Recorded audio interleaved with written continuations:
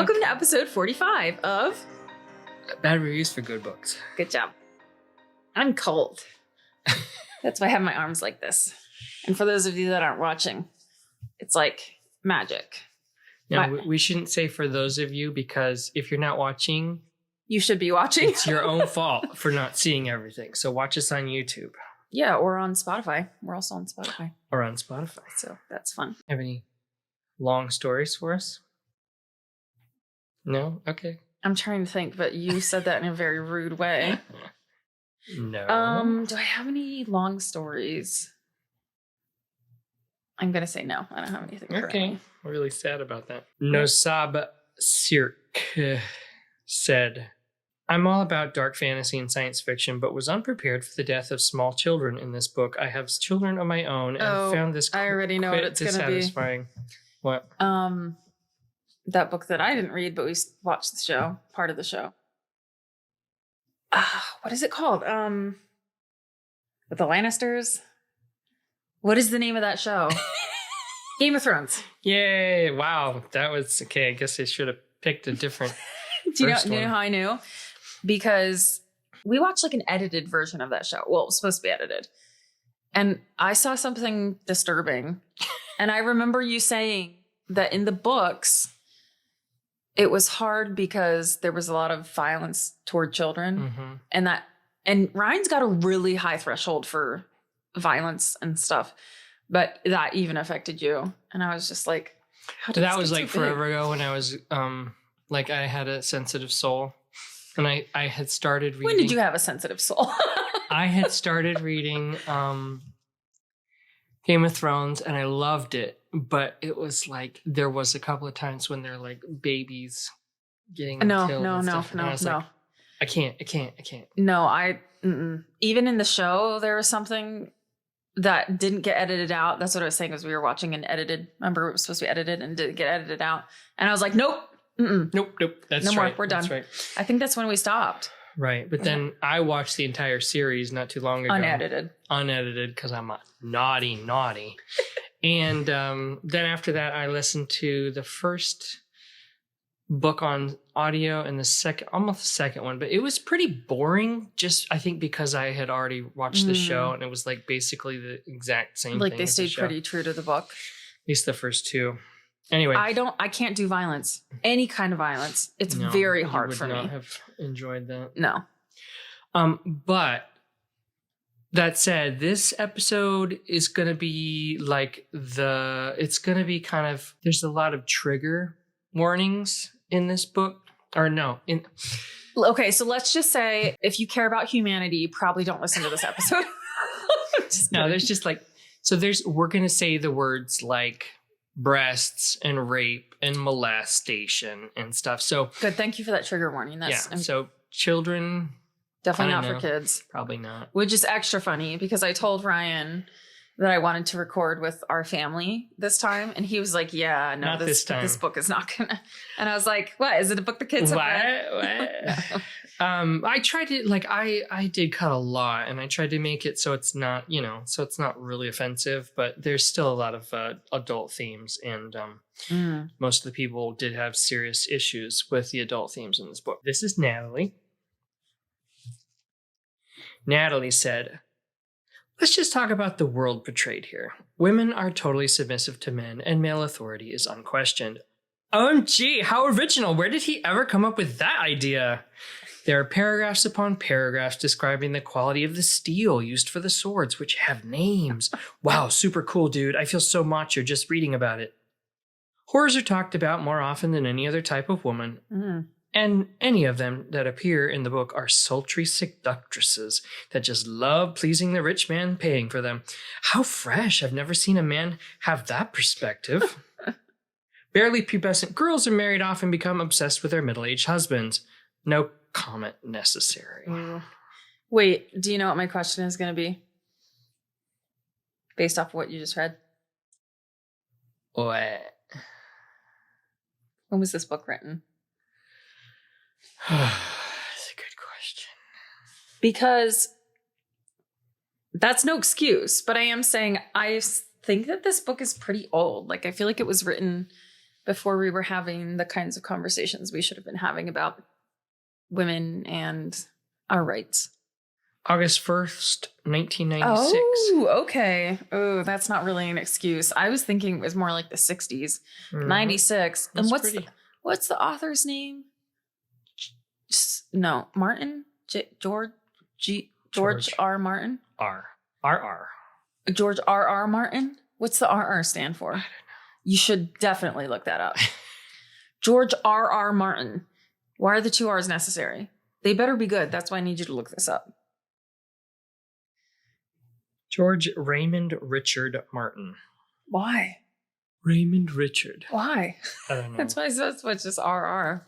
Natalie continues, I loved hating this book so much that I might just read the second one someday. She loved hating it so much that she might read the second one someday. Mm-hmm. Sarah. This is Sarah. Sarah says, it's like regular fantasy, but with midgets and incest. That's, ugh. She also says, because this is a fantasy book, Martin has followed the irritating convention of swapping out the serviceable letter I for the duplicitous letter Y. Duplicitous letter. And so Lisa becomes Lissa. It's Lyssa. But you might say, these are fantasy people. They should have fantasy names. Okay, then why is there a dude called Robert and another dude called Brandon? Brandon! And she's exclamation mark. Meanwhile, half the characters are named like suburban cheerleaders. And then she's like, I'm sorry, Brandons of the world, but I think yours is kind of a terrible name. She's totally obsessed with the name Brandon.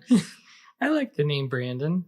Brandon. Yeah, I mean, it's just not bad. It's a run-of-the-mill name, I guess. It's pretty common, I would say, wouldn't you, Brandon? Not as good as Ryan, but it's pretty good. Yeah, not everyone can be Ryan. Okay, this is Eleanor. Hello, Looks Eleanor. Like she might be at Disneyland or something. Oh, yeah, it does look like that. Eleanor said, if you're a woman and you actually believe a crying teenager probably will not want to diddle the person she has been afraid of for 3 chapters after 5 minutes of fondling, you should probably avoid this book. She said diddle. Diddle. I'm mature. Just watch the darn show and enjoy your misogyny on screen. Hold on, I'm having a hard time processing that because all I can focus on the word diddle. It's a great word. Can you reread that? I'm sorry. Slowly, for my slow brain. If you're a woman and you actually believe a crying teenager probably will not want to diddle the person she's been afraid of for 3 chapters after 5 minutes of fondling, you should probably avoid this book. Just watch the darn show and enjoy your misogyny on screen. I still don't really understand. Okay, can you explain it to me? Yeah, so there's Daenerys. Targaryen. She's like 13 and she gets... In the book? Yeah. Whoa, they don't portray that in the show. No, they don't. In the show, she's like 25. Something like that. So she's forced to marry this Dothraki warlord. Yeah. And obviously it's not consensual since she's 13 and scared stiff. Anyway, but as time goes by, she gets into it. And everyone, like, there's so many people that are just like, this is so out of control. Like, this is not okay. Yeah, you know? Yeah. This is Kogiopsis. That sounds like a Greek name. I was thinking it sounded like a dirty word. Kogiopsis. I don't know what it would be. Since we're going there, now you got me in a bad mind space for today. Okay. Kogiopsis says, and this is in all caps, so I feel like I should yell it. If anything was going to cause me to spontaneously develop the ability to breathe fire, it would have been this book. Why, though? Oh, okay, she says why. She tells us later. Martin, really? Are you secretly a 14-year-old girl writing horrendous anime fanfic or something? Answer, no. And the comparison is insulting to 14-year-old girls. I kind of want to see what George R. Martin looks like. You will. Is it like he's definitely having like grandpa fantasies or something? Is he old? Yeah, he's old. That makes it worse for me for some reason. I thought reading bits of DARKFEVER while sitting next to my mother on the plane was uncomfortable. That was nothing compared to reading the scenes of this book alone. To give you a little idea of what they're like, worst romance sex scenes you've ever read, bizarre flowery euphemisms, plus gratuitous use of the word manhood. That's great. I mean, I would throw a book down if it had gratuitous use of the word manhood. So this Kagiopsis, she did, this is basically more of her review. Oh, okay. Wow, she had a lot. So she quoted this: "Somewhere off in the distance, a wolf howled. Crows circled the broken tower, waiting for corn." Gosh dang it, this is not how to end a chapter.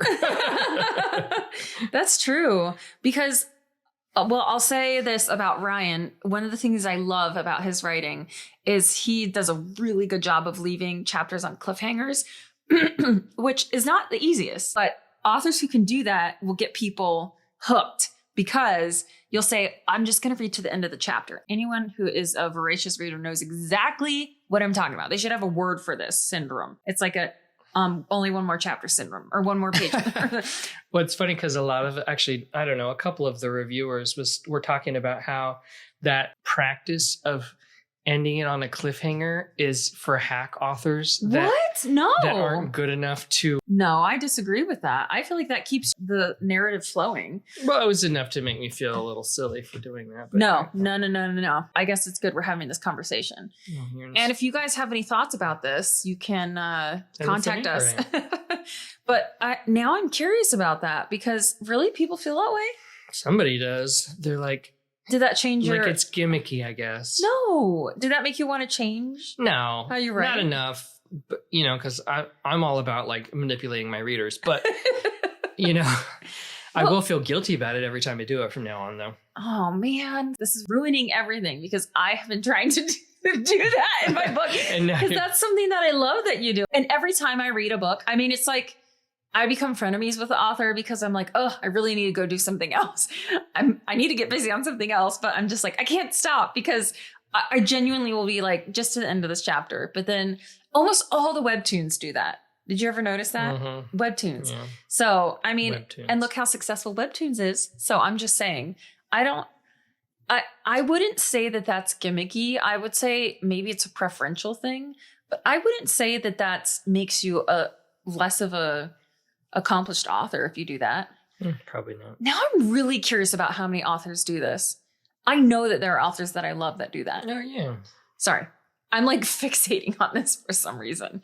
Okay, go ahead. Okay, Canipsiopsis also says... Canipsiopsis? That's not what it is. Kagiopsis.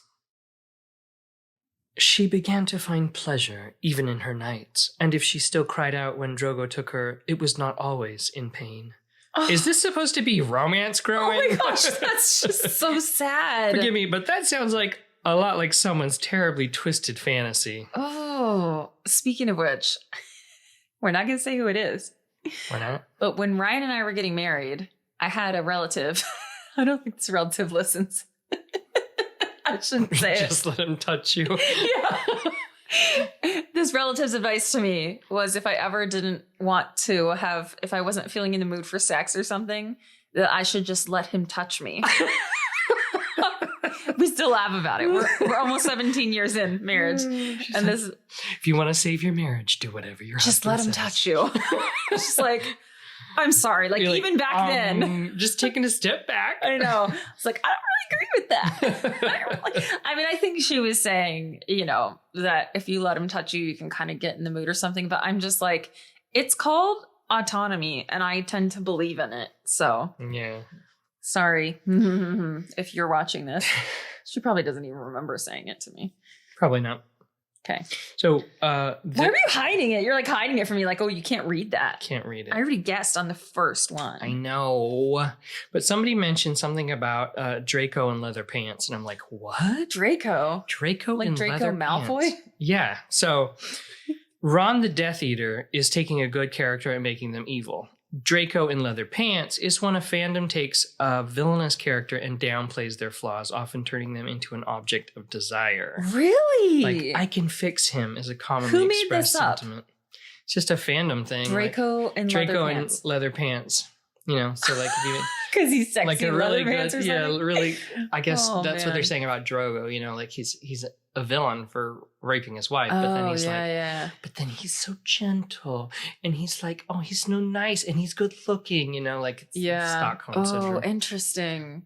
I wouldn't want to, like, putting someone in leather pants would not make them attractive at all to me. I would be like, instant turn off. Draco and leather pants. Oh, okay. But just so we're all clear, what's Jason Momoa that's my celebrity crush. He's the Dothraki. Yeah, he's in real life. That's very insidious of them. He's extremely good looking. Ryan does not think so, but he's my type. He has a scar. I'm just like, the scar. I don't know what it is. So rugged. So manhoody. No, wasn't that the word? Manhoody. Yeah. I don't think that's the way they used say it. manly. Anyway, okay. Do you think that's actually him? Maybe. J.G. Keeley. If it is, hats off, sir. Hats off. You'll know what I'm talking about when you see the picture. Which they already have.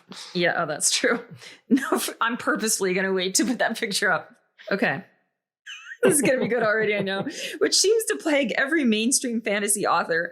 Their pen gets away from them. Their own hangups start leaking into the scene until it's not even about the characters anymore. It's just the author cybering about his favorite fetish.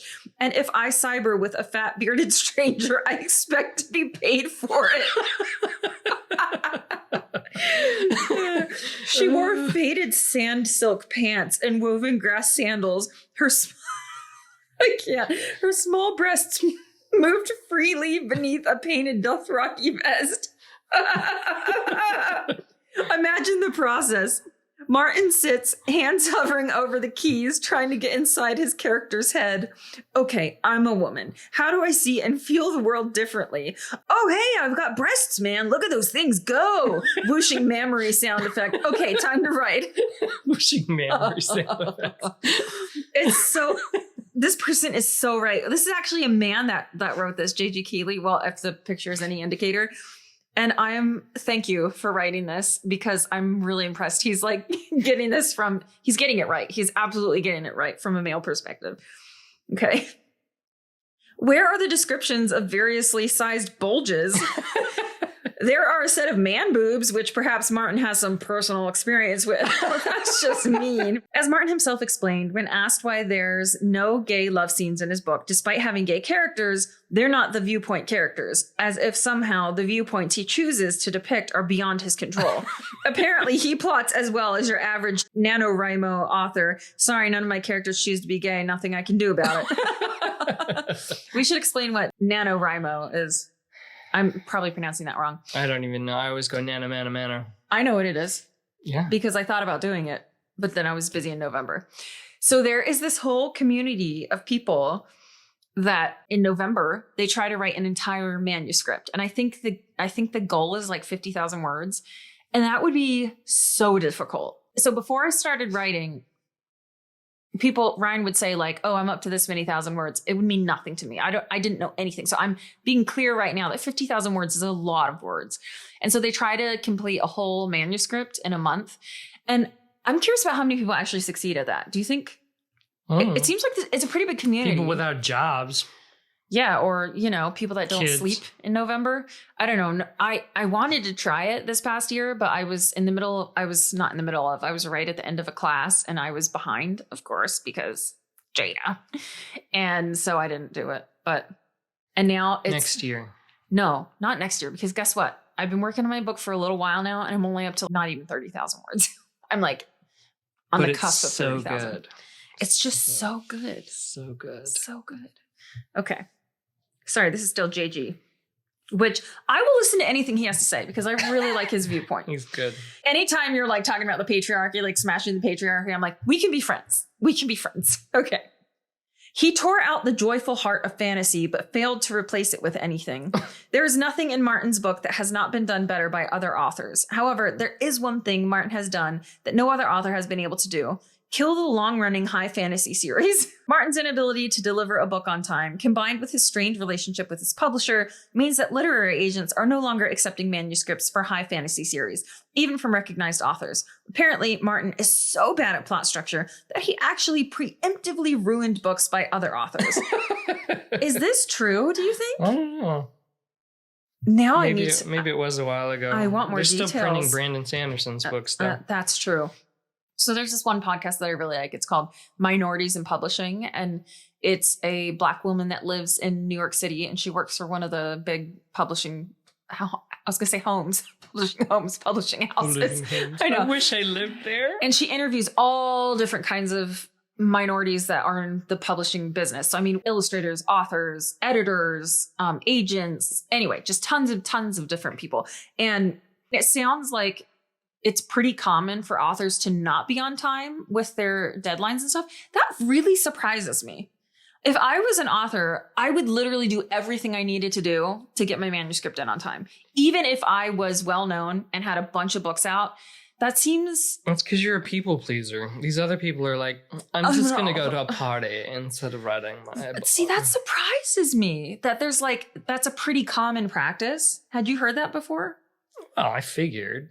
That authors just on the regular don't get their stuff done. I mean, he sounds worse than most, but I've heard that that's a pretty... Patrick Rothfuss. Oh my gosh. The bane of my existence. Yeah, but it just sounds like all the time people are... And maybe they make unreasonable dates. Do you think that's part of it? I think writers, a lot of writers have ADHD, and ADHD people procrastinate. So. We're beautiful. Beautiful. So lucky that you guys get to be friends with us. Unbridled, who has a picture of a nasty looking gadfly or something. A gadfly? What's that? Gadfly is a mosquito hawk. They're called gadflies? Yes. I literally didn't know that. That's okay. Learned something new today. Gadfly. Gadfly. Unbridled says, "This is Lady Callan. Her loins still ached from the urgency of his lovemaking. It was a good ache. Ooh, that's good love." Oh, okay. I have so many things to say about this.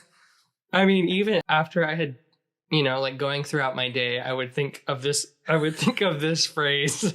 Ooh, that's a good ache. That's good love. I would just chuckle to myself. So many things right now. Firstly is, in 1996, you should not have been using words like loins. I'm sorry. You just shouldn't. I don't care if it's set in a, just please don't. Okay. And the second thing is, so many places where they talk about how to be a better author, they say that you don't add in extra stuff that doesn't, that's something that I'm working on intensely in my writing. Is I'll go back and I'll read stuff sometimes and I'll be like, oh, I'm like double explaining. It's like you're assuming that your reader, right, trust your reader, can't understand what you're writing, so you give too many details. And this is a perfect example of that. Firstly, he says, obviously, if it's talking about lovemaking, the urgency. Yeah. It's going to be a good ache. We understand that there's different kinds of aches, right? So for him to for him to add in that extra, read that last little part. I just don't want to think of Catelyn's loins. I know. I mean, like I said, we shouldn't be using that word, okay? There's so many better words. What I'm having a hard time comprehending is why the editor or whoever, his beta readers or whatever, why weren't they like, hey, listen, Georgie, we don't need this extra. You're giving too many. Georgie, come on, Georgie. Yeah, because that's offensive as a reader. I'm just like, okay. I'm offended. You couldn't understand. You know what I'm saying? Yep. Okay. "This is her man, the noble Lord Eddard Stark." Ned touched the boy's head, fingering the thick black hair. Really? He's like... I could not shake the author's disquieting absorption and adoration of youth in the mere nub of the bloom. The nub. The nub of the bloom? He's talking about tweens. His obsession with tweens. Okay, go ahead. This Sansa, barely a teenager, was she even a teenager? Throws herself to her bed in a fit of rage. Why? Her younger sister stained her dress during a food fight. It makes sense she'd run up to her room, take off the dress, and have an immature pity fest. But would she really throw herself on the bed completely nude? Oh, yeah, good question. Maybe. The final... Actually, I once was a teenage girl. Can't confirm girls are ridiculous like that. Sorry. The final lesson, never trust a man who displays double consonants in the middle of his name. All that snark noted, George R.R. Martin is still not as awful as James Patterson. Probably. You're saying probably? No, that's or she's saying probably? She said probably. Mm. What's your opinion on that? Oh, yeah. I actually liked the books. I thought Game of Thrones was well written as far as keeping my interest. So you didn't feel like he put in too many... Oh, yeah, sure he did. Yeah. But, nowadays... You feel like he's a good author, though? Like he's a good writer? Yeah, I think so. Like, he kept me engaged. And I haven't read the books. Yeah, Patterson has not... What did he write? I don't know if I've read any of his stuff. He just reads the Pulp Fiction, the airport thrillers. Ooh, They're so bad. I don't understand how he's so big, but okay. James Patterson. Surely I've read something of his. No. Okay. This is Wendy. Yourself lucky. I'm usually down to try fantasy, assuming the cover isn't just a nearly naked woman astride a dragon, which should really be the cover for this, come to think of it. It supposedly turns common fantasy tropes on their heads. I have to disagree. Turning an Aragorn-like character into a freaking moron is not turning a trope on its head. It's bastardizing a character archetype and then saying, see, look how dumb he is. And bastardizing is not a bad word. Yes, remember? We went over this in a previous. That's why I didn't say. Can I say this? Yes. And actually, since I learned that word, there have been a couple podcasts, I think, that I've heard people use it, and I'm like, oh, I know this. You're like, I don't need to turn down the volume. It's that effect. What's that called when you start noticing things because it's been pointed out to you? The pointed outy effect. Yeah, that's the name of it. In case you guys were curious about the scientific name. The scenes don't happen because they make sense or because they're necessary to the plot. They happen because, hey, this would be cool. Other people applaud him for that and for his randomly killing off people every chapter thing, saying that it's more realistic. It isn't the real world. It's an old bearded guy at a keyboard when character number 3,469,572 randomly gets his head chopped off. It isn't because life sucks and people die regardless of their importance. It's because the old bearded guy typed and then his head got chopped off. That's true. You're right, Wendy. I feel you, sis. I realize Martin is a dude, so he doesn't know this, but women in general don't go around thinking about their business. I mean, I'm sure some of us do, but most of us are not thinking about how plump our boobs feel today when we walk down the street. I only think about my boobs when they itch, and that's just the thing. Geez, I wish my boobs would stop itching. It's driving me crazy. Maybe it's this bra. I hate this bra. The problem only got slightly better later on in the book, when he started writing about men randomly thinking about their junk. So at least it was fair. Dudes, I really, really hope you don't just think about your business all day. I don't want to know if you do. Your business. Yeah. Oh, and another thing. I don't want to read 3-paragraph descriptions of what each character was wearing. Boring. I skimmed those parts after a while because chances are this dude's just going to get impaled in 2 pages anyway. So what do I care that his armor was inlaid with gold filigree in the shape of a falcon eating a breakfast of eggs, toast, and 3-headed snake with a spork? I don't. And the gore, it was really Gorn because he seemed to love it a lot. Gorn. Yeah. This is Gorn. Gorn shows gore and blood, not to frighten or upset, but to excite and thrill. That is disturbing. Gorn isn't about the audience enjoying a good scare. Gorn simply exists for the sheer enjoyment of a plain old bloodbath. There's people that exist like that? I mean, obviously this guy does. I don't know. I can't tell why I like horror movies. Sometimes I feel like... Yeah, but sometimes the horror stuff is like, makes you sick. Depending on what it is. True. I have. But you still finish. You're like, okay. You're like, no. Well, sometimes I like have to stop, and then like later I might go back to it. I feel like we should talk about the things that disturb you, but then I feel like somebody might send us like teeth in the mail or something. Whoops, one just slipped. I love teeth. Yes, you do. Okay. I'm genuinely curious now if there's been any research on like what percentage of people find gore stimulating, or what that was not stimulating. What's the word it used? Enjoy it. Exciting and thrilling. What do you think percentage wise? That really disturbs me. Oh. I would say 10%. That's too much. I don't know what the actual 8%. percentage. Too much. Like anything over like 0.002. Shilpa said, "This is the kind of book that will make you want to break your head up against a wall, never stopping even once and repeating it till you have lost all sensation and also part of your brain that got mucked up reading this." Oh. Well, firstly, I don't think that's possible. I'm pretty sure you would pass out before you were able to do that.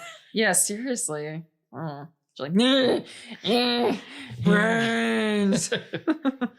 Okay. Oh, that's a Snapchat filter or something. Sasa. How would you say that? Zaza. I just want to say Zaza. That's probably not how it's pronounced. But the way this man writes women makes me feel like my boundaries are getting violated without even being touched. From what I'm reading, that's what it sounds like. Get it, Grandpa? No, that's George R.R. Martin. That is? Yeah. Oh, I thought that was the next person's profile picture.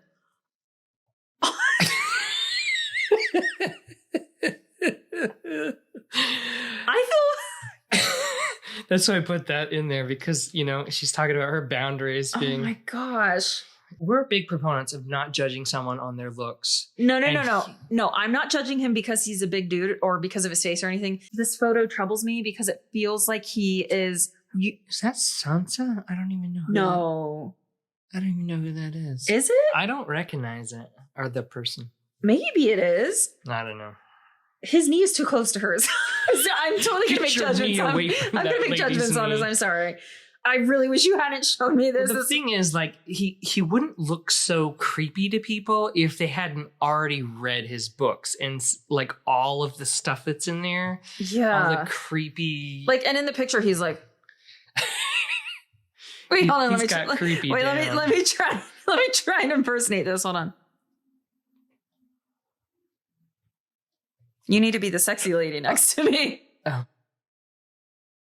That's my knee touching his. I had to spread. I thought that was this person's profile picture. This is Stormcloud. The moms all hoard their sons like candy. Tell me more. Tell me more about hoard that. their sons like candy. What does that even mean? Because normally moms don't love their sons. Oh, I know that made me feel kind of like, I think I hoard my sons like candy. I'm just kidding. I'm just kidding. We hoard all your children like candy. That's true. We all have it's a healthy relationship, I promise. We also hoard candy like candy. That is also accurate, but only if it's chocolate. I don't really care for candy that's not chocolate. I am not picky. And only certain kinds of chocolate. Like, I don't really love stuff with peanuts in it. Did you know that about me? I love stuff with peanuts in But caramel and chocolate, ooh, child. You consider some of that. Oh. Okay, this is Delaney. Delaney says, "Hi, I would like to phone Freud." Yes, Freud. Can you please analyze George R.R. Martin for his repeated fixation on women's breasts? Are we getting mommy issues? Fetishization? All of the above? I see. And it's the gif of that kid that's like, I can't even do that face. Delaney says, "Fat phobic. Beneath loose garments of flame-colored silk, rolls of fat jiggled as he walked. Said character is also sleazy with yellow teeth." Fat jiggled. George, we have a problem, especially because he's a big dude. Uh-huh. So maybe that's him working through his insecurities. Like he feels like he can shame himself. See, I hate fat people too. Which, can we talk about this? Because there's a lot of fat people that are extremely fat phobic. Oh yeah. Because of all the projecting. messaging. Yeah, they're projecting for sure. I'm just like, of all the people to be fat phobic, like, can you just do us a solid and not be that person? You know what I'm saying? And by us, I mean fat people, which I'm fine with. I'm totally okay with it. I'm just saying. McKay said, "Reading this book made me feel like I was hanging around with that smelly kid who totes around a trapper keeper filled with poorly drawn dragons, calls girls wenches, and talks too loudly about his doctor appointments. You know the one." No, I don't. Who is that kid? Oh, that's so mean. Okay, well, that's like a stock photo, so I guess we can be okay with that. All right, this is Linda. You know what I'm thinking of? I thought it was, what I was going to say. I think it's funny that he said, talks too loudly about his doctor's appointments. I know. Like, that seems rather... Like, what doctor's appointments even? Like, your podiatry? Like, you've got warts on your feet or something? That's so weird. That is curious. I guess just because it's, like, weird. I don't know. What do you think I think of when I hear the name Linda? Linda. Yeah. Listen, Linda. I'm going to see if I can insert that because it's gold. Guys, listen, Comedic genius, that kid. He's going places. And in case he's you guys, probably like 20 now, so he probably went places or didn't. no, it wasn't that long ago. It was a while ago. Was it? Yeah. It was this kid whose mom's name is Linda, and he's like, Linda, listen, Linda. It's so good. I just love it. There's these pop culture things that when I meet people who have those names, it takes everything within me to not be that person. Like, I'll meet a Linda and in my head, I'm like, Linda, listen, Linda. And I'm just like, nice to meet you. Or like, I don't know. Okay, well, I was going to give other examples, but then we'll probably lose half of our listenership because like some of you are bound to have these names. It's not offensive. It's just like. Well, sometimes I feel like a bad father because my kids will hear stuff like at school, like all kinds of catchphrases and from stuff. TikTok and stuff. Yeah. And everyone knows it's from TikTok, but my kids don't have social media. So they're like, I don't get it. They're all like, what does this mean? I'm like, I don't know. I don't have TikTok either. So I'm like, my kids are nerds because I don't let them have social media. I think that's great, but I'll have to Google stuff. I'll be like, tell me what the phrase is again. I'll look it up. We'll Google it. And I'll watch a video. I'm like, yeah, that's pretty funny. Together. It's like that one. See, we're cool. The emotional damage. Emotional damage. The kids keep doing They that. do so much weird stuff. Like, I'm like, what? And they're still talking about Bill Nye for some reason. We mentioned that in one of our episodes. Do you remember? Bill Nye, the stupid guy. And we're like, okay, this is like it just random. Like, how old are these kids? Like, I don't. To be fair, our high schooler doesn't really talk about that kind of stuff. I don't remember saying stupid stuff like that in middle school. You did, I can guarantee. But we didn't have TikTok. So, I mean, it was different. True. Our pop culture was like Simpsons or like things that everyone was watching, right? You quoted that. Goodness, I I'm love just Simpsons. saying. Okay. Wait, did I even read Linda's? No, I didn't. I was going to the next one because we had that whole conversation. Martin's world would be a great, bleak, depressing place to escape to. It would remind you that there are worse things than body cavity searches. Why? Why that specific example, Linda? Linda, listen. Okay, this is Aaron. A Game of Thrones. Oh, this is my friend Aaron. Oh, okay. This is Ryan's friend Aaron. A Game of Thrones really got the incest just right. Which brings us back to, does it smell like incest in here? We told that story, didn't we? Oh, yeah. Yeah, about Ryan reading the word incense and thinking it was incest. And he's not even dyslexic, so there's really no excuse for that. Excuse. Okay. Am said, a cold wind was blowing out of the north, and it made the trees rustle like living things. Sounds a bit like Martin believes that trees are not living things. Oh, right? That's funny. I didn't think of obviously he's not talking about, that's hilarious though. Living things. Yeah. Not living things. Yeah. Like there's all different types of living things. That's smart. I like that. Adam said. I'm just happy we're not thinking about breasts jiggling around on a regular basis. It's as if Martin is a juvenile delinquent who has just discovered the term prostitution and sets himself into fits of giggles every time he manages to sneak in an analogy to hookers. Oh boy. That by itself is abysmal, but the author's blatant disregard for any writing skill is astounding. The main character is built up as a smart, noble hero. He is investigating a murder, and after 400 pages has uncovered 3 obscure clues. His daughter runs into him and says, "Dad, I just overheard 2 people talking about you. They mentioned a murder. You!" She then lists the 3 clues in remarkable detail. Our brilliant protagonist's response, "Dumb girl, go away. You have your head in the sand." Really? I still don't know the answer to whether an infinite number of monkeys typing on an infinite number of computers for an infinite amount of time could produce Hamlet, but I'm darn certain a monkey wrote this, and he's a dumb monkey at that. You know why I don't like that, though? What she just said? I have read a lot about dehumanization. Oh. And the second we start, I mean, even people that I really, really dislike, I still am not okay with people calling them pigs or monkeys or rats, or because that's the beginning of. Come on, Adam. If you don't know what dehumanization is, please look into this, because it's insidious and it's dangerous, and we do it all the time, and it's a way for us to psychologically start changing the way that we feel about other humans. I'm sorry to get all serious, but I feel really strongly about this. Like, humanity's not going to survive if we can't see humans as humans. Like, if we start using language that changes them into other, like that's when problems begin, is when people are other than, us, whatever we are. So I just wanted to mention that. So this is Sadie Doyle Tiger. Okay. She writes a blog called Tiger Beatdown. I think it's like a feminist blog, but she happened to review, like in-depth review. It's going to be good. It's so good. It's so good. Okay, so I get to read it. Thank you. Yep. And the great thing about it is you'll be able to put like pictures of the cast. It'll take you like a year to finish. That's fine. This, but Worth it. Enter ye mine mystic world of gang rape. It's RAYPE. Gang rape. What the R stands for in George R.R. Martin. George Martin. George R.R. Martin is creepy. There, I said it. When you criticize beloved nerd entertainments, you can try to be thoughtful. You can lay out your arguments in careful, extravagant, obsessive detail. And at the end of the day, here is what the people in the fandom are going to take away. You don't like my toys? I hate you. So get it out of your system now, because guess what? George R.R. Martin fans, I don't like your toys. Deal with that. Meditate for a while. Envision a blazing bonfire.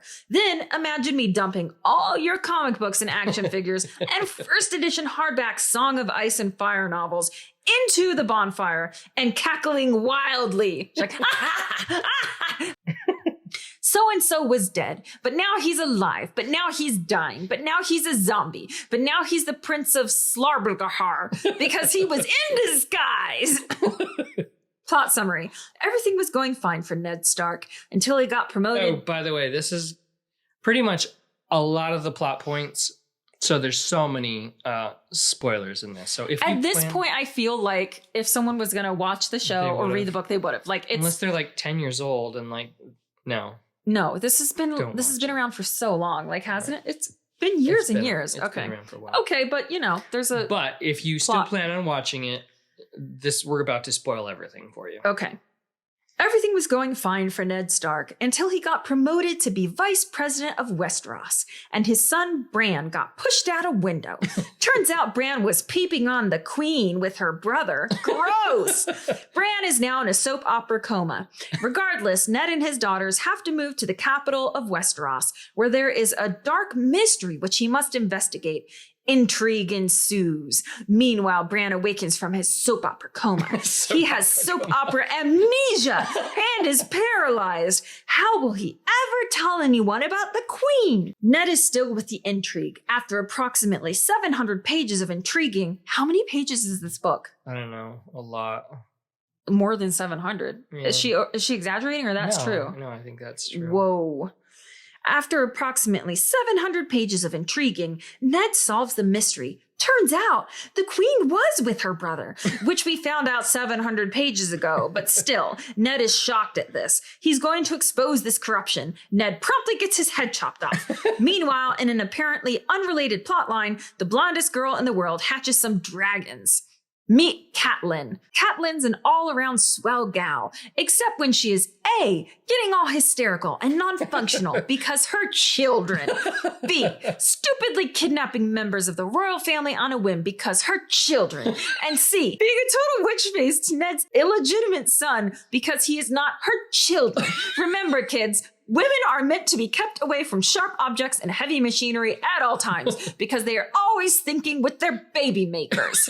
Meet Sansa. Sansa's entire plot will consist of an ongoing competition to molest Sansa, in which every male character in her immediate vicinity will participate. Ha ha! Serves you right for being such a girl, Sansa. Meet Arya. She likes swords and wolves and roughhousing. For these reasons, she does not suck as much as Sansa, because girly things suck and we hate them, right?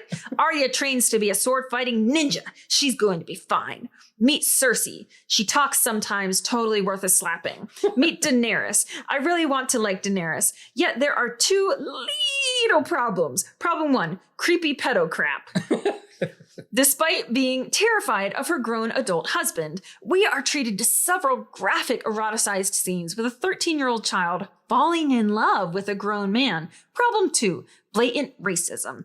The savage, mystical, barbarous, brown Eastern people, Dany, as the white lady in these scenes, has to educate them that rape is wrong.